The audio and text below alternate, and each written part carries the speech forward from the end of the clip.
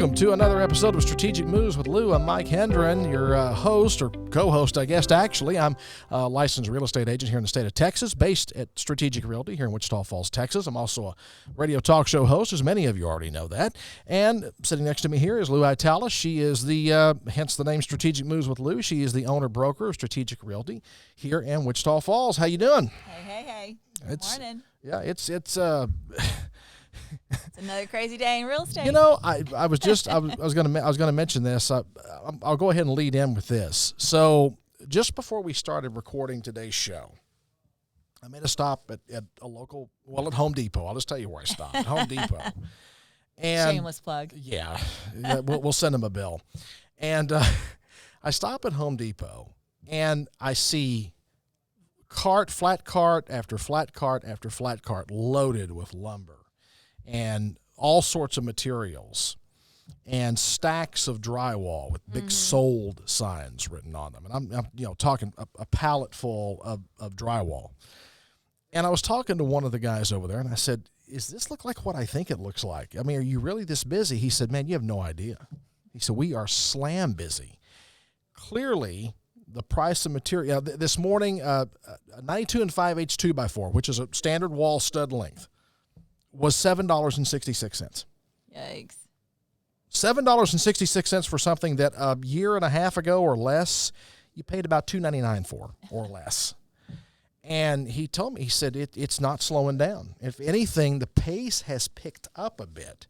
So the cost of building, the cost of materials, Lou, clearly supply and demand. Yeah, but it's not slowing anybody down. I mean, you would think that runaway prices would slow things down a little bit. Some people would put the brakes on and go, you know what? Just wait. I'll wait I'll wait 6 months and see what happens. Maybe the prices back off a little bit. I think they start getting to panic mode though, because it's kind of like with the toilet paper. Everybody went to the store and loaded up on toilet paper. They did, even though we had no idea why we were doing this. Right. But I think it's the same thing with a lot of the materials that we are now. I mean, they're stocking up on it now in the event that maybe the prices aren't going to go down, or they're going to continue to go up.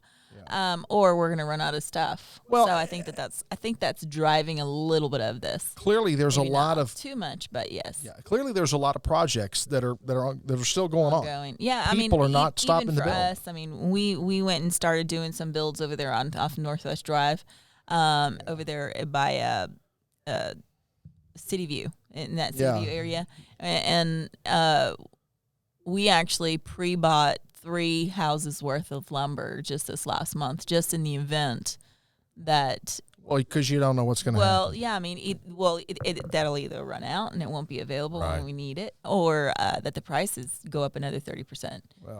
We went and stocked up with 3 months worth of lumber. On a totally non-real estate related matter, Chick-fil-A is running low on sauces. When Chick-fil-A is running out of sauce, you know we're in trouble. I saw that in the news. I was like, wow. Smokes, man. That became news. If we can't get Chick-fil-A sauce, it's all going to hell, man. That's just the way it is. That's it. We're done. We might as well just cash it in. It's just we're done. Lock it up. Turn out the lights. The party's over. No, forget toilet paper. No kidding. Well, I think with the toilet paper shortages and some of the food shortages, that was panic and fear driven. And that was panic and fear driven. Yeah, that wasn't price driven. I mean, it's apples and oranges, but I think it's kind of the same basic principle: is that people start to panic, and when people start to panic, things start to run out. Well, but you say prices on lumber. Yeah. We've been hearing, and I think that's the part of the panic, is that we've been hearing that the prices are going to continue to go up another 30%. So everybody's kind of like, let me go and grab a bunch now while it's cheap. And in 3 months, we'll see what happens. That brings up a very good point, is it turns into a self-fulfilling prophecy. Mm-hmm. When everybody starts to think, well, I better get this today because it may not be there tomorrow. Yeah. Or it's expensive now, it may be more expensive next week, so I'm going to go out and buy all I can right now. Right. Yeah, there is some of that factored in, and it just becomes, then the shortage thing becomes a self-fulfilling prophecy. Right. Because all of a sudden now, when everybody's panic buying, then you do have shortages because and we talked about this last week a little bit. This is a symptom of, or a product of, shutting down an economy. Yeah. When you slam the brakes on your economy and you stop doing all this stuff, and then all of a sudden when you try to restart it, now you not only have to try to You keep got all up the with what's kinks. happening in today and now, but you've got these shortages, this backlog of stuff that you're trying to take care of. Yeah. And those shortages, it becomes this wave that just starts to roll over everybody. The domino effect, that's for sure. Yeah, and it becomes quite painful for a lot of people. But we're seeing that. But I couldn't help but I walked in the door. I entered through the lumber section. It's where I went in first because I parked closest there. And I walked in there, and immediately there's just this whole line of just solid line of carts all the way down that aisle. Everything, and it's all stuff that's labeled for customers to pick up or have delivered or whatever. This is all stuff that's sold. I thought about ordering stuff at Lowe's to deliver. I mean, for pick up later. Yeah. Just calling, or like a Walmart now where you can just do Well, it on the app. Well, everybody's Pick up. doing it. I mean, I know, but I just never even considered. I don't know. I've never really subscribed to that whole online process. I like going to the store and purchasing my products in person still. Some things I still Everybody do. looks at me like, "Oh, why do you do that? It's so much easier." Well, I don't know why. Some things I still do like to actually go in and lay eyes on and see it in person. And you're so accustomed to with home improvement products, construction products, like lumber or whatever. You had to go do that. You couldn't order. I guess you could order it and have it delivered for a fee. But usually contractors will do that. When they need a truckload of stuff, they'll call up. Whoever and order as the it, contractor, and when we do contracts, when we do new home builds, we do deliver. In that sense, yes. But I just never subscribed to the going to an app to purchase my items and then wait for them to tell me that it's available for me to come pick it up. I don't know. I don't get out much, I guess. So whenever I get a chance to go into the store, I actually go to the store. Well, in a lot of ways, we've kind of gone back to the old Sears catalog days. In the at the turn of the last century, you didn't have a big Sears store to walk into. You had the Sears catalog, and you filled out the form, and you wrote out the check, and you sent it in, and 3 months later, here comes your stuff, or however long it took. I don't know. In a way, we've kind of gone back to that, except now the the website is now the catalog. Right. That's the catalog now. Full So circle. we have kind of come full circle with that. But back to the lumber prices and stuff, though, again, it clearly hasn't slowed anyone down on doing projects and doing builds and remodels and whatever. Obviously, it hasn't, because everybody that I talk to that's in the business is seeing the same thing. Right. They're as busy or busier than they've ever been. They don't have enough hands on site to handle all the work they're getting. No, because nobody wants to work still at this point. Everybody's still getting unemployment. Yeah. Oh, speaking of that, so I think that's gonna have to be allowed to expire soon. Several states have already themselves. Georgia, Montana, I think Arkansas, and a couple of others have already taken steps to get rid of that, to go ahead and stop the extra unemployment. But I did read something yesterday, interesting. So it would appear that the foreclosure moratorium is going to expire at the end of June as planned. There doesn't seem to be an indication from the current administration that they're going to extend that. And this has been justify it. That's the problem. Is they can't justify it anymore. Well, you do all the foreclosures around here. So it's gonna make me busy. But another interesting component of this is they said they don't think there's going to be this massive flood of foreclosures that they had anticipated. That a lot of more people are doing a good job of getting themselves caught up than what they expected. So they don't think the numbers are going to be as inflated, perhaps, as they would have been.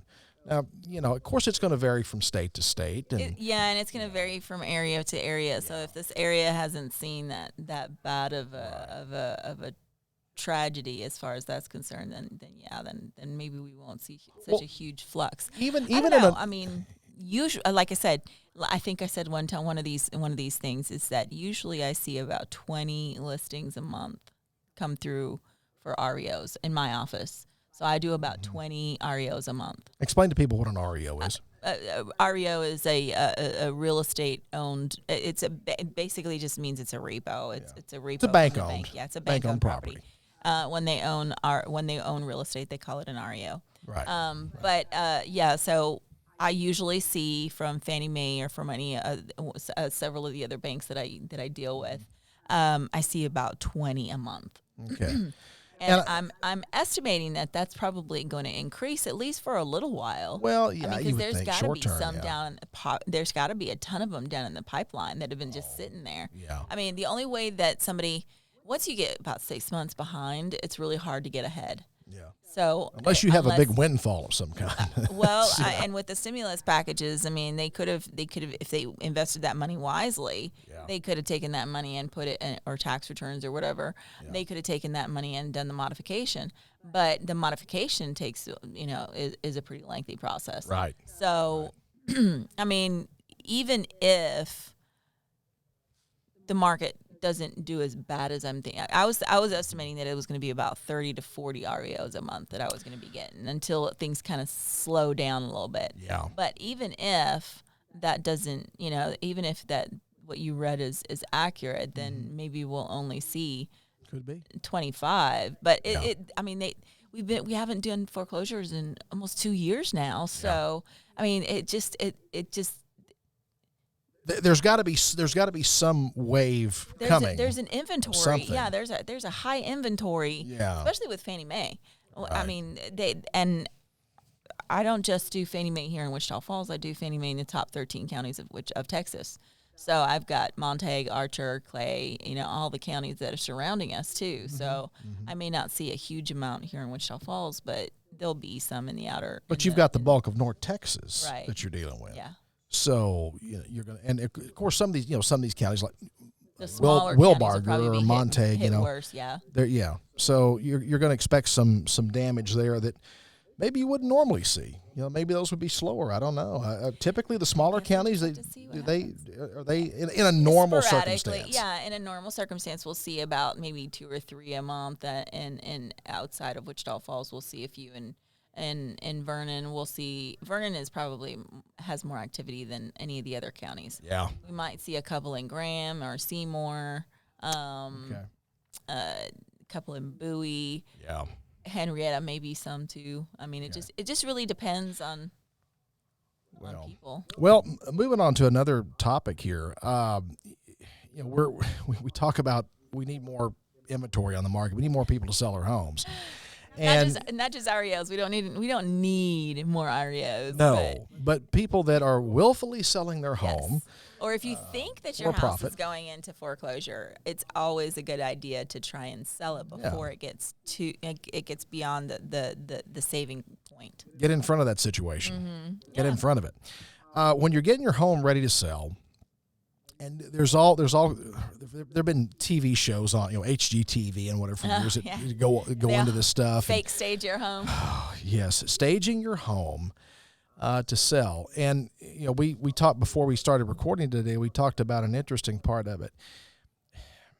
I hate to use the term hoarder because it has such a negative connotation, but the fact is some people do hoard stuff. Oh, gosh, yes. Some people do hoard things. I've seen some pretty bad ones. I was going to say, you probably, in your years doing this, you've probably seen more than a handful of people. They call, hey, I want to sell my house. Okay, I'll come talk to you. You go over to talk to them, and there's a trail from the front door to the back door, and you can't see the walls. And it's, I've known a couple of people that did hoard to that degree. And it's not usually, I'll tell you this right now, it's not usually the hoarders that call me. It's usually the family of the hoarders that call me. So usually it's not to the point where, the hoarder, because obviously the hoarder is not going to want to sell their home. They're hoarding it. Yeah. Once somebody passes away and the estate now has to deal with the mess left behind, that's usually whenever I get a call. Well, and you've got a home when you've got a home that's just packed to the gills with stuff, there's literally a collection of stuff everywhere that you walk. It's hard to market a home like that. Well, when the prospective buyer walks in and all they can see is the garage sale collection for the last 30 years, we don't usually sell homes that are hoarders. I mean, usually we get to the point. Usually when an estate gets involved, they'll clean it out even before they even call a real estate agent. And that's where I was going with that. Even if you walk into one like that they haven't cleaned out, you're probably going to tell them it's a good idea to get all this out of here first. They usually are pretty reasonable about that, and they know that's something that's a necessity. No, but I mean, for the most part, for instance, if you call me and you're not a hoarder, let's say you're not a hoarder. But you just have a lot of personal items. I mean, even in my own home, I have a lot of personal items. I've got, pictures on my walls, and I've got little trinkets that I've collected over the years and, in different places. And then I've got paperwork stacks and, everybody's got that kind of stuff laying around in their home. Yeah, sure. We don't keep our home show ready at all times, unless you're you're a little neurotic, and that's perfectly fine. The main thing that I would suggest to any of my clients whenever we're going to sell or list a home is minimal clutter. That's the biggest thing. I mean, you don't necessarily need to pay somebody to come in and stage your home. You can. Right. And, if you have a, $200,000-$300,000 plus home, that may be something that we need to do because those things will help you sell a home. Well, and that's what I was going to say. When you're talking about a higher end property, when you start getting into the $400,000-$500,000 price range and up, you're getting into luxury homes. Yes, once you're getting into like a luxury home or a custom built home or something like that, then yes, getting somebody to come in and stage. More than likely, they've already staged their home. They live in a staged home. Right. Yeah. I've seen some that you walk in and you're like, oh wow, this is beautiful. And it's already more or less staged. But what I would suggest to the average person, to the person that's going to be selling a home between $120,000 and $170,000, is just pack up all of that extra trinkets, put it in a box, put it in your closet, and less is more. Just a coffee table and a lamp and a couch, and everything else, just make it go away. Yeah. And that's basically all the staging people are going to do anyway. They're just going to come in and they're going to remove all that excess clutter, and they might put a little flower vase or something in the middle of the table. Yeah. You know what I mean? So there's some simple things that you can do, and that's one of the things that you can do is just, remove all the excess. Well, and one of the things, one of the terms I've heard applied to it is make it feel warm and welcoming. Right. You don't want it to be so empty and so clinically clean that it feels like, the operating room at the hospital or something. You don't necessarily want that pristine and clean. That's a non-issue. I mean, I don't think that clean is always good. The one thing that I would say that I find whenever I'm showing a home that's been completely staged or that's been overly staged or overly done up is the smell. They go and they perfume every room. They got little burners in every room. I mean, one or two is good because you want that fresh scent. But when you walk into a room and it smells like a bordello, I just kind of go, wow. They're trying to hide something from me because there's something going on in the house that's stinky, or what are you hiding? They just got a little crazy. So, I've actually walked into one home the other day that I actually had to put my mask on. Really? Oh gosh, yeah. It smelled like I don't want to say the bad word, but it smelled like a bordello. It smelled like somebody just went in there and every room had one of those little scentsy things, and every single room, not only did they have something plugged into the wall, but they also had something burning. So it was just like kind of overkill. Oh, it was bad. It was bad to the point where I had to put my mask on. I have a friend in the business who said that not long ago he walked into a house and literally 20 feet from the front door, all you could smell was bleach. You could see the smell of chlorine bleach. And it was an older couple, and they were selling their house, and they were moving to, Florida or something, wherever they go. And he said they literally scrubbed. They had hard surface floors throughout the house, no carpet. Okay. So every room was either hardwood or tile or some kind of laminate flooring.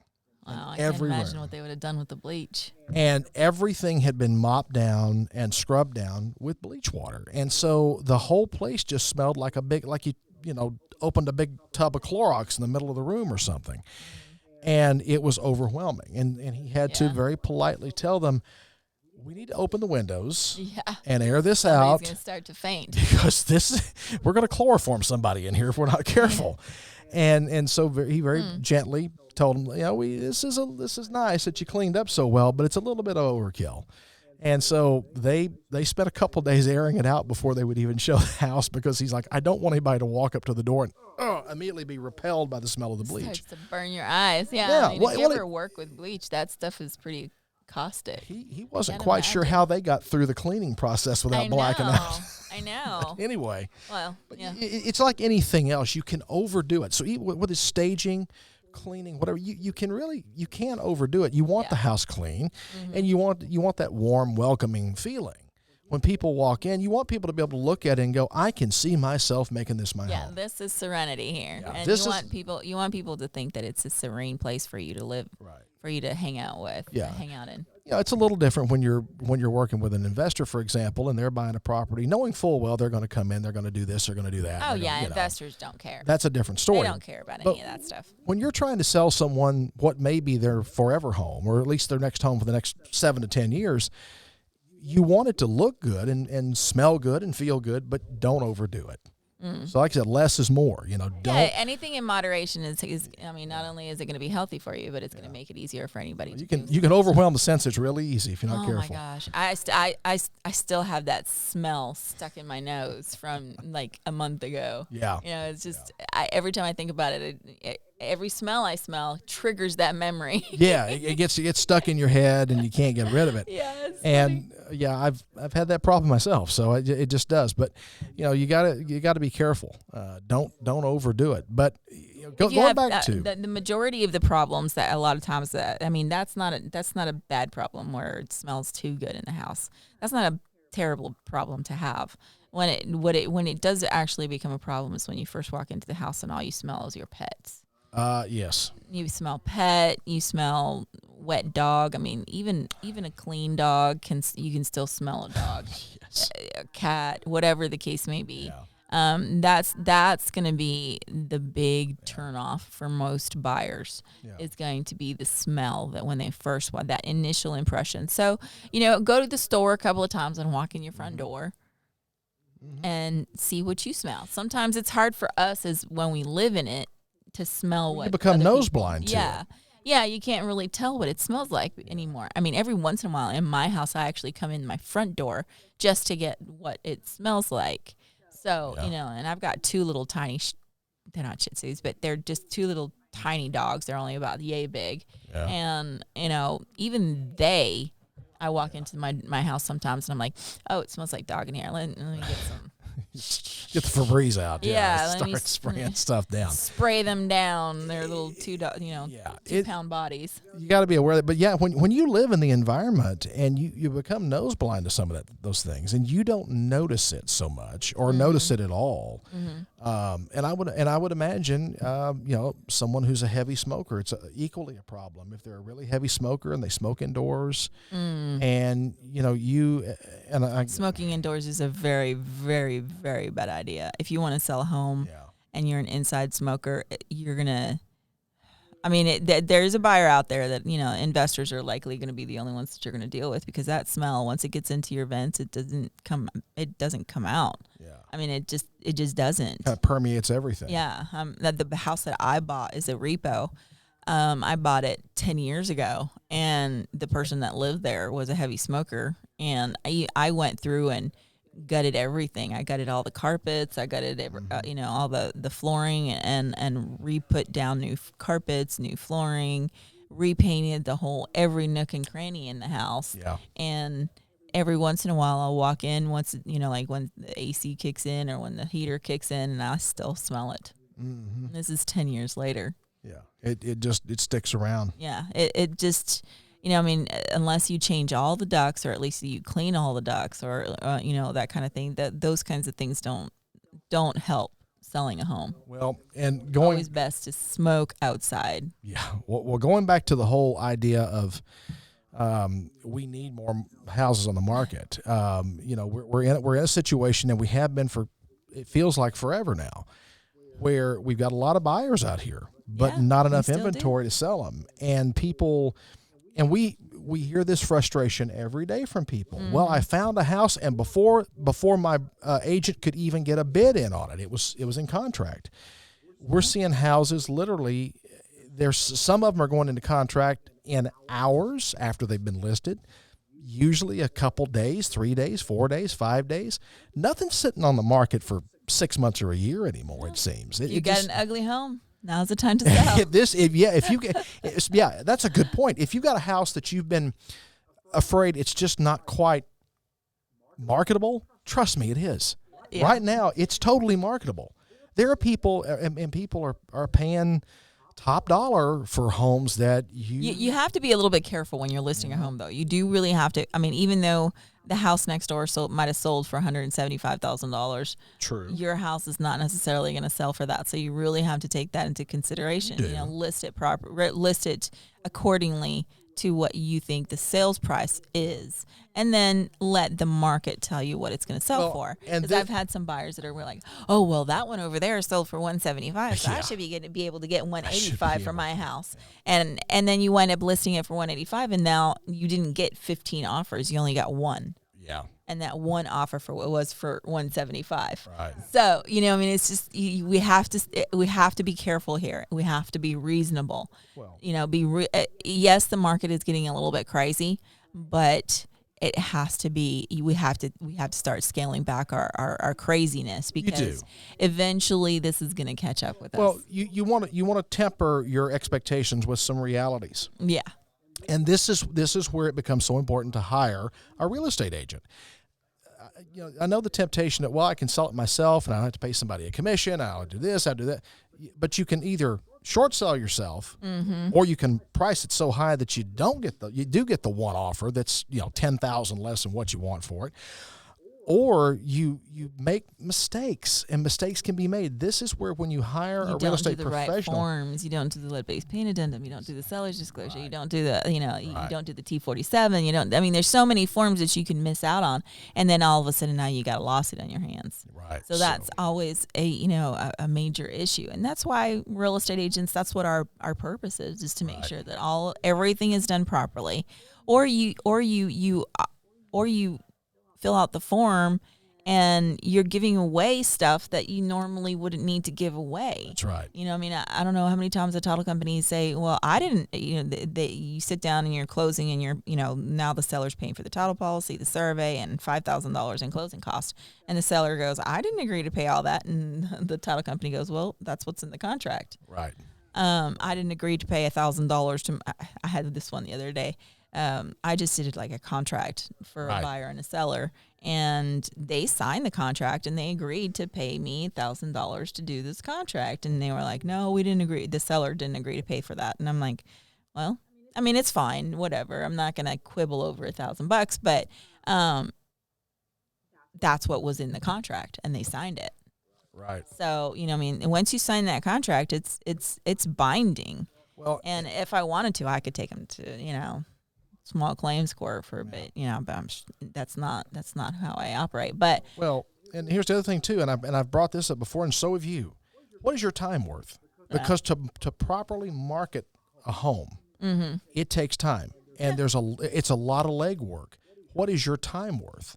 And more than likely, as we've said before, you're a working class individual. You've got a job. You've got a 9 to 5, 8 to 5, midnight to noon, whatever job that you got to go to.